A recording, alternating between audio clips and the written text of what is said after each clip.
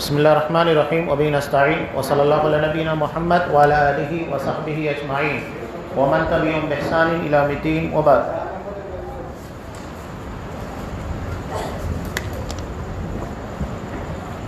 تمام قسموں کی تعریفات اللہ رب العالمین وحدہ لا شریک کے لیے لائق و زیبا ہیں، جو ساری کائنات کا تنہا خالق و مالک ہے، اور بے شمار درود و سلام ہوں اللہ کے آخری نبی جناب کریم محمد رسول اللہ صلی اللہ علیہ وسلم کی ذات مقدسہ پر۔ محترم سامعین، عزیز ماں اور بہنوں، قرآن مجید میں دو واقعات کو تکرار کے ساتھ بار بار پیش کیا گیا ہے۔ ایک واقعہ حضرت آدم علیہ السلام اور ابلیس کا تھا، جو ہم نے کل سماعت فرمایا، اور دوسرا ہے حضرت موسیٰ علیہ السلام اور فرعون کا۔ اس واقعے کے تناظر میں ایک بات پہلے طور پر ابتدائی اور تمہیدی طور پر یاد رکھیے گا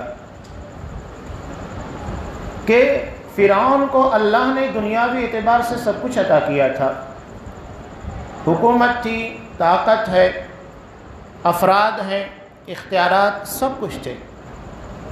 اس کے مقابلے میں حضرت موسیٰ علیہ السلام یہ وہ ساری چیزیں جو دنیا کے اعتبار سے منظم طاقتور ہونے کے لیے ضروری ہوتی ہیں، اس سے محروم تھے، اور یہی آزمائش ہے۔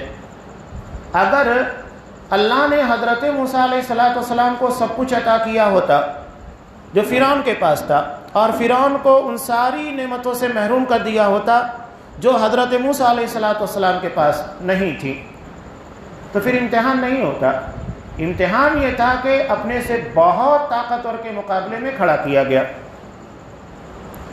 یہاں حضرت موسیٰ علیہ السلام کے واقعے کا ابتدائی پہلو نہیں بیان کیا گیا۔ حضرت موسیٰ علیہ السلام کو جب مدین سے واپس آئے تھے، اس کے بعد کا واقعہ ہے۔ ابتدا میں یہ ہوا کہ ان کی پیدائش ہوئی، وہ ساری تفصیل انشاءاللہ آگے بیان کی جائے گی۔ حضرت موسیٰ علیہ السلام پیدا ہوئے، پیدا ہونے کے بعد ان کی ماں نے صندوق میں ڈالا، اس کے بعد وہ فرعون کے دربار میں گئے، وہاں پروان چڑھے۔ جوانی کی عمروں میں انہوں نے دو لوگوں کے درمیان جھگڑا چل رہا تھا، ایک وہ تھا جو ان کے اپنے قبیلے کا تھا، بنی اسرائیل کا، اور ایک وہ تھا جو کہ قبطی یعنی فرعون کے نسل کا اور اس کے خاندان کا تھا۔ حضرت موسیٰ علیہ السلام نے قبطی کو ایک تھپڑ مار دیا، اور وہ اتنا زوردار تھا کہ جگہ پہ مر گیا۔ اب حضرت موسیٰ علیہ السلام کو قتل کرنے کی اور اس کی سزا کے طور کے پر ان کو پکڑنے کی کوشش کی جا رہی تھی۔ یہ وہاں سے نکلے، مدین گئے۔ مدین جانے کے بعد وہاں ان کا نکاح ہوا، اور 10 سال سے کچھ زائد مدت کے بعد دوبارہ اللہ نے ان کو نبی بنا کر، جب یہ راستے میں اپنی بیوی کو لے کر آ رہے تھے، اللہ نے ان کو نبی بنایا، اور اس کے بعد یہ فرعون کے دربار میں گئے۔ وہاں جانے کے بعد فرعون نے کہا، یہ مطالبہ کر رہے تھے، ان ارسل معی بنی اسرائیل، بنی اسرائیل کو میرے حوالے کرو۔ اس نے غلام بنا کر، اپنا ماتحت رکھ کر ظلم و ستم کرنا یہ تمہارے لیے جائز نہیں ہے۔ انہیں وہ سارے اختیارات ملنے چاہیے جو ایک عام انسان کو ملتے ہیں، جبکہ فرعون نے بنی اسرائیل کو غلام بنا کر سارے اختیارات اور وہ ساری چیزیں، سہولیات جو ایک انسان کو مہیا ہونی چاہیے تھی، محروم کر کے رکھا تھا۔ فرعون نے کہا کہ تم اللہ کے نبی ہو، اس کی دلیل کیا ہے؟ حالانکہ فرعون جو اپنے آپ کو رب اعلیٰ ہونے کا دعویٰ کرتا تھا، انا ربکم الاعلیٰ، میں تمہارا سب سے بڑا رب ہوں۔ یہاں سب سے بڑے رب کا مطلب کیا ہے؟ آج بھی وہ چیزیں ہمارے درمیان چلتی رہتی ہیں۔ فرعون اپنے آپ کو سوریہ دیوتا کا اوتار سمجھتا تھا، اور زمین سے نظر آنے والا سورج ایک ایسا ستارہ ہے جو سب سے بڑا دکھتا ہے، حالانکہ اس سے بہت بلکہ کروڑوں گنا بڑے ستارے ہیں، لیکن چونکہ زمین سے قریب ہے اور زمین سے بڑا نظر آتا ہے۔ اور آج بھی آپ دیکھیں کہ کفار کے ہاں سوریہ دیوتا کی عبادت کی جاتی ہے، پوجا کی جاتی ہے، اور یہ پرانے دور سے چلا آ رہا ہے۔ تو یہ سوریہ دیوتا کا اوتار اپنے آپ کو سمجھتا تھا، یعنی سورج دیوتا کی روح اس کی ذات میں حلول کی بھی ہے، اس اعتبار سے وہ اوتار ہے۔ اور یہی بات آپ دیکھیے کہ دلائی لاما کے بارے میں تبتی لوگ عقیدہ رکھتے ہیں کہ نعوذ باللہ وقت کا جو خدا ہے ان کے اپنے عقیدے کے اعتبار سے اس کی روح دلائی لاما کے اندر سرایت کر گئی ہے، اور وہ اس وقت خدا کا اوتار ہے، اور جو بھی اس کے ماننے والے ہیں وہ سب کے سب اس کی عبادت کریں گے اور اس کے سامنے جھکیں گے، وہ جو کہے گا مانیں گے۔ یہ چیز کسی نہ کسی شکل میں ہر جگہ آپ کو ملے گی۔ سب سے پہلے اسلام میں حضرت علی رضی اللہ تعالیٰ عنہ کے بارے میں عقیدہ گڑھا گیا، ان کے اپنے سامنے عبداللہ بن سبا اور اس طرح اس کے جو تیار کردہ افراد تھے، حضرت علی رضی اللہ تعالیٰ عنہ کے بارے میں عقیدہ بنایا کہ حضرت علی نعوذ باللہ اللہ ہے، اللہ تبارک و تعالیٰ حضرت علی کی ذات میں حلول کیے ہوئے ہیں۔ انہوں نے برجستہ اس بات کا اعتراف بھی کیا تھا حضرت علی رضی اللہ تعالیٰ عنہ کے سامنے، کہا کہ آپ وہی ہیں۔ حضرت علی رضی اللہ تعالیٰ عنہ نے پوچھا کون؟ کہا کہ اللہ۔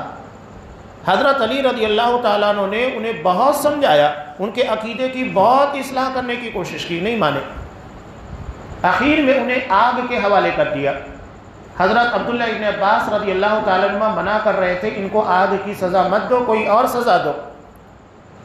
جب انہیں آگ کی سزا دی گئی تو کہنے لگے کہ حضرت علی ہی اللہ ہے، اس لیے کہ نبی کریم صلی اللہ علیہ وسلم کی حدیث ہے آگ کا عذاب صرف رب النار یعنی رب جو آگ کو پیدا کرنے والا وہی دے سکتا ہے۔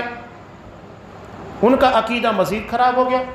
اب دیکھیے کہ آپ صلی اللہ علیہ وسلم کے بارے میں بھی آج کے بدعتی حضرات وہی عقیدہ رکھتے ہیں۔ وہ جو آپ شعر مسور سنا کرتے ہیں اس کا مطلب کیا ہے؟ وہی جو مستوی تھا عرش پر خدا ہو کر اتر پڑا ہے مدینے میں مصطفیٰ ہو کر، اس کا مطلب کیا ہے؟ یہ وہی عکاسی عقیدے کی۔ تو آپ اگر اس عقیدے کو دیکھیں گے وہاں سے یہاں تک ویسے ہی چلا آ رہا ہے، کوئی عقیدہ تبدیل نہیں ہوا ہے، اس کی شکلیں تھوڑا سا وقت کے تقاضے کے اعتبار سے کچھ تبدیلیاں آئی ہیں، لیکن بنیادی طور پر روح کے اور خدا کے حلول کا عقیدہ مانا ہی جاتا ہے۔ اب جب عقیدہ بنا لیا گیا کہ اللہ کی ذات کسی میں حلول کیے ہوئے ہے، اس کا مطلب یہ ہے کہ اب اللہ کو چھوڑ کر جس کے اندر وہ روح حلول کیے ہوئے اس کو معبود مانا جائے، اس کی عبادت کی جائے، اور وہی سب ہو رہا ہے۔ تو فرعون بھی اپنے آپ کو رب اعلیٰ کہتا تھا، لیکن عجیب و غریب بات تھی، ایک طرف اپنے آپ کو رب اعلیٰ کہتا تھا، دوسری طرف اولاد بھی نہیں تھی۔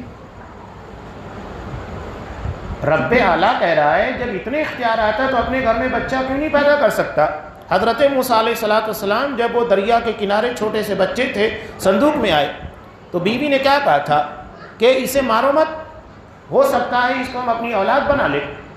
اولاد نہیں تھی، محروم تھا اولاد سے۔ حضرت موسیٰ علیہ السلام گئے اور اپنی نبوت کا اعلان کیا، بنی اسرائیل کو آزاد کرنے کا مطالبہ کیا۔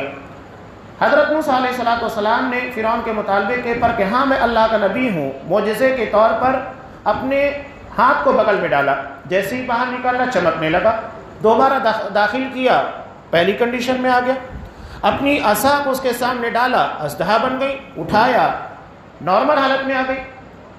اب دیکھیے جب یہ اتنا بڑا معجزہ دیکھ لیے، جسے نہیں ماننا ہوتا ہے تو کیوں مانے گا؟ کہنے لگا بہت بڑا جادوگر ہے۔ تو ٹھیک ہے، اگر یہ بہت بڑا جادوگر ہے تو دنیا کے سارے جادوگروں کو بلایا گیا۔ یہاں میں نے سیرت کے درس میں بھی ایک بات کہی تھی، کفار نے نبی کریم صلی اللہ علیہ وسلم کی دعوت کو روکنے کے لیے کیا کیا؟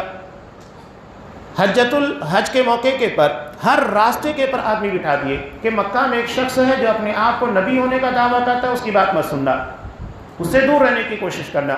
نتیجہ یہ ہوا کہ انہوں نے منفی پروپیگنڈا کیا آپ کے خلاف، لیکن وہ آپ کے حق میں بن گیا۔ یعنی جتنے لوگ آئے تھے سب کو معلوم ہو گیا کہ مکہ کے اندر ایک شخص ہے جو اپنے آپ کو نبی کہہ رہا ہے۔ یہ کام اگر آپ صلی اللہ علیہ وسلم چاہتے تو نہیں ہو پاتا، اس لیے کہ افراد نہیں تھے، طاقت نہیں تھی، بلکہ ہر جگہ روکا جاتا۔ تو یہاں مسئلہ وہی ہوا کہ حضرت موسیٰ علیہ السلام کو اپنی نبوت کا اظہار کرنا تھا، تو اس کے لیے سارے افراد کا جمع ہونا تھا اور سارے لوگوں کے سامنے معجزاتی طور پر ان کی نبوت کا اور نبوت کی سچائی اور صداقت ثابت ہونا تھی۔ تو کہا کہ ٹھیک ہے، سارے جادوگروں کو بلا۔ کون سے دن؟ وَأَن يُحْشَرَ النَّاسُ ضُحًى، کہ اس جن لوگوں کو بلایا جائے جو ان کی عید کا دن تھا، یہ ان کا قومی تہوار تھا، اور کس وقت؟ صبح کا چاشت کا وقت ہوگا، سارے لوگ جمع ہو جائیں گے۔ فرعون نے وہ کام کیا جو حضرت موسیٰ علیہ السلام کرنا چاہتے تھے۔ فرعون نے سارے جگہ سے جادوگروں کو بلایا، لوگوں میں اعلان کرایا گیا سب کو وہاں موجود رہنا ہے۔ اب جب وہاں پر گئے تو سارے جادوگروں نے حضرت موسیٰ علیہ السلام کو ازراہ تکریم کے بہت بڑے جادوگر ہیں، کیا کہا پہلے آپ اپنے جادو کا مظاہرہ کیجئے۔ حضرت موسیٰ نے کہا کہ نہیں، پہلے تم لوگ اپنا جادو پیش کرو۔ پہلے مد مقابل کی ساری دلیلیں اور کیا کیا پیش کرنا چاہتا ہے اور اس کے ذہن و دماغ میں کیا چل رہا ہے اسے آپ باہر نکالیے۔ پہلے اپنے دلائل اپنی باتوں کو پیش کرنا بیوقوفی ہوتی ہے۔ جب تک آپ سامنے والے کا اندازہ نہیں لگا پائیں گے اس کی علم کی سطح کیا ہے، اس کا شعور کیا ہے، اس کے بعد آپ بات کیجئے۔ فوری طور کے پر اپنی باتیں مت رکھیے۔ آج صلی اللہ علیہ وسلم کی پوری زندگی میں آپ کو یہ چیزیں نظر آئے گی، جب تک سامنے والے کی بات سن نہیں لیتے تھے اپنی بات رکھتے نہیں تھے۔ جگہ جگہ آپ کو یہ چیز ملے گی، بہت ضروری ہے۔ حضرت موسیٰ نے کہا کہ اپنے جو معجزات ہیں، اپنے جو بھی کرشمے ہیں جادو پیش کرو۔ جادو اور معجزے میں بہت بڑا فرق ہوتا ہے۔ سب سے پہلا اور بنیادی فرق یہ ہے کہ معجزہ اللہ کی طرف سے ظہور ہوتا ہے اور جادو یہ انسانوں کی شعبدہ بازی اور کرتب بازی کا نتیجہ ہوتا ہے۔ دوسری چیز، جادو کسی استاد سے سیکھا جاتا ہے، معجزے کے لیے استاد کی ضرورت نہیں، اللہ تبارک و تعالیٰ خود ظاہر کرتا ہے۔ تیسری چیز، جادو جب بھی چاہے جادوگر پیش کر سکتا ہے، لیکن معجزہ جب بھی نبی چاہے نہیں پیش کر سکتا جب تک کہ اللہ کی اجازت نہ ہو، اللہ کی اجازت سے ہوتا ہے۔ تو یہ بہت بڑا فرق۔ اور چوتھا اور بنیادی فرق یہ ہے کہ جادو کے ذریعے لوگ دنیا کماتے ہیں اور معجزے کے ذریعے لوگوں کو حقانیت، صداقت، نبی کی نبوت اور آخرت کی طرف لے جایا جاتا ہے۔ پانچواں اور اہم فرق، جادو میں جو چیزیں ہوتی ہیں وہ صرف نظر کے پر دھوکا، نظر بندی جس کو کہا جاتا ہے، اور معجزے میں حقیقت میں وہ چیز تبدیل ہو جاتی ہے۔ یہ نظروں کے پر جادو نہیں ہوتا ہے، شعبدہ بازی نہیں ہوتی ہے۔ اب جب ان لوگوں نے اپنی لاٹھیاں رسیاں پھینکی جو نظر بندی کی وجہ سے ایسا لگنے لگی کہ وہ سانپ بن کر دوڑ رہی ہیں، اللہ نے حضرت موسیٰ علیہ السلام کو کہا، اس وقت تک ان کو پتہ نہیں تھا کہ مجھ کو کیا کرنا ہے، اللہ نے اس وقت وحی کی کہ موسیٰ اپنی عصا ڈال دو۔ انہوں نے پیش کر دیا، اژدہا بنی اور سارے جو شعبدہ بازی تھی، جادوگری کے ذریعے سے جن چیزوں کو دکھایا جا رہا تھا سب کو نکل گئی حقیقت میں۔ اب یہ چیز جادوگروں کو سمجھ میں آ گئی کہ یہ جادو نہیں ہے، یہ جادو کے علاوہ کوئی چیز ہے، ورنہ سارے ماہر جادوگر وہاں موجود تھے۔ انہوں نے صرف نظروں کے پر جادو کیا تھا، لیکن حضرت موسیٰ علیہ السلام کا جادو یہ معجزہ تھا اور ان کے جادو کو حقیقت میں نگل گیا۔ اب دیکھیے فوری طور کے پر جتنے جادوگر تھے مسلمان ہو گئے۔ انہوں نے کہا کہ آمنا برب العالمین، ہم رب العالمین پر ایمان لائے، لیکن وضاحت بھی کی رب موسیٰ و ہارون، اس رب کے پر جو موسیٰ اور ہارون کا رب ہے، اس لیے کہ فرعون بھی اپنے آپ کو رب ہونے کا دعویٰ کرتا تھا۔ کہا کہ ہم موسیٰ علیہ السلام کے رب پر ایمان لائے ہیں، اس رب پر نہیں جو فرعون اپنے آپ کو دعوے کے طور پر پیش کرتا ہے۔ فرعون نے دیکھیے پیترا فوراً بدلتا ہے، کہا کہ تمہارا استاد ہے اور تم لوگوں نے یہاں پر باقاعدہ منظم سازش کے تحت مجھے نیچا دکھانے کے لیے یہاں اس طریقے کا کرتب پیش کیا ہے، ڈرامہ کیا ہے تم لوگوں نے، تاکہ تم میری حکومت کو گرا سکو، مجھے نیچا ثابت کر سکو۔ فوراً اس نے داؤ بدل دیا اور جادوگروں کو دھمکی دیتا ہے، میں تمہارے ہاتھ پیر مخالف سمتوں میں کاٹ دوں گا اور چھوڑوں گا نہیں، سب کو پھانسی پر لٹکا دوں گا۔ اب یہاں جو چیز سمجھ میں آتی ہے، ایک بہت بڑا درس اور پیغام قیامت تک کے انسانوں کے لیے جو قرآن مجید پیش کر رہا ہے۔ حق بات کے قبول کرنے کے بعد جان کو بھی داؤں پر لگانا پڑے تو لگا دینا چاہیے، اور حق بات کا قبول کرنا بزدلوں کا کام نہیں، بہادروں کا کام ہوتا ہے۔ جو جان کو بھی داؤں پر لگا دیتے ہیں تو ڈرپوک ہوتے، ان کا کام نہیں ہے حق بات کو قبول کرنا، بزدلوں کا کام نہیں ہے۔ جیسے ہی اس نے کہا کہ تمہاری جان، ایک طرف تو یہ مسئلہ تھا، جب وہ فرعون کے پاس آئے تو کہنے لگے کہ جیت گئے تو کیا ملے گا، تو کہا کہ تمہیں اپنے دربار میں جگہ دوں گا۔ اور جب انہوں نے حقانیت کو، حضرت موسیٰ علیہ السلام کی صداقت کو دیکھ لیا تو جان داؤ پر لگانے کے لیے تیار ہو گئے۔ کہا کہ کوئی مسئلہ نہیں ہے، کیا کرے گا، جان لے گا نا، جان لینے کے بعد ہم کہاں جائیں گے، اپنے رب کے پاس جائیں گے۔ اور اللہ سے انہوں نے ایک پیاری سی دعا کی تھی، ربنا افرغ علینا صبرا وتوفنا مسلمین۔ اے ہمارے پروردگار صبر کو ہمارے پر انڈیل دے، نہا دے صبر سے، رگ کے سر و پے کے اندر ہر جگہ جگہ کے پر صبر ہونا چاہیے، کوئی حصہ ایسا نہ ہو جو صبر میں ڈوبا ہوا نہ ہو۔ جان کا جانا آسان نہیں ہے، ہم سن رہے ہیں، لیکن جس وقت جان جانے کا مسئلہ آتا ہے اس کے بعد سمجھ میں آتا ہے کہ حقیقت کیا ہے۔ لیکن ان لوگوں نے اپنے آپ کو جان کو پر داں پر لگا دیا اور کہا کہ ٹھیک ہے جو کرنا ہے کر لے، اِنَّا إِلَىٰ رَبِّنَا مُنْقَلِبُونَ، ہم اپنے رب کی طرف جائیں گے۔ اللہ سے دعا کی وَتَوَفَّنَا مُسْلِمِينَ، اللہ موت دے تو حالت اسلام کے پر دے۔ کتنا بڑا فرق ہے حق بات کے قبول کرنے کے بعد، ایک طرف دنیا تھی اور دوسری طرف حق کے قبول کرنے کے بعد دنیا کو بے معنی بنا دیا گیا تھا۔ یہی حق کے اثرات ہوتے جو انسانی زندگی کے اندر نظر آتے ہیں، اور وہی پیغام قرآن مجید قیامت تک کے آنے والے مسلمانوں کو دینا چاہ رہا ہے کہ حق کو قبول کرو، سمجھو اور بزدل مت بنو، ہمت دکھانے کی کوشش کرو، کوئی تمہاری جان نہیں لے سکتا۔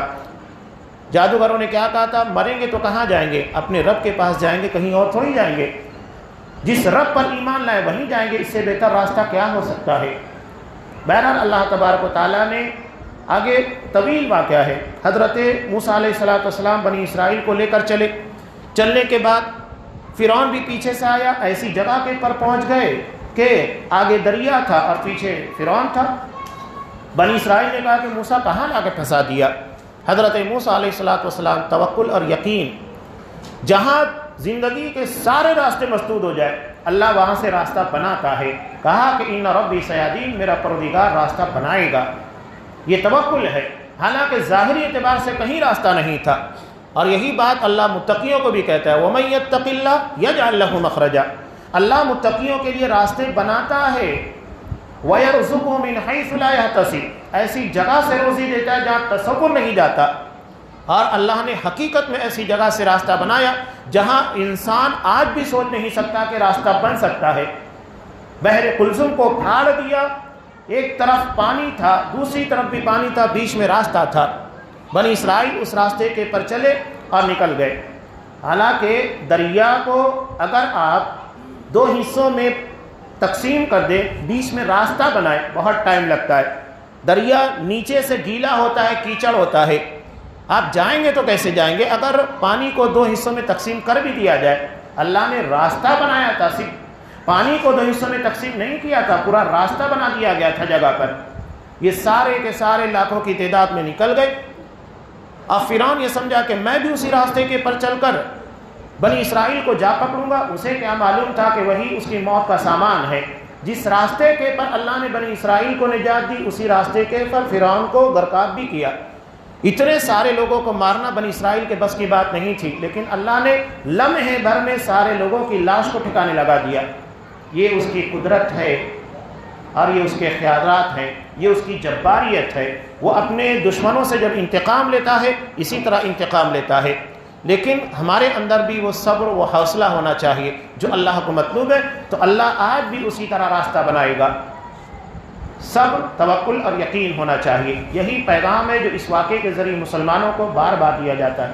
اللہ تبارک و تعالی زندگی کے ان مشکل حالات میں، پریشانی کے وبائی دور میں ہمیں صبر دے، حوصلہ دے، استقامت دے، اس کی ذات کے پر جیسا توکل کرنا چاہیے ویسا توکل عطا فرمائے۔ آمین۔ وآخر دعوانا الحمدللہ رب العالمین۔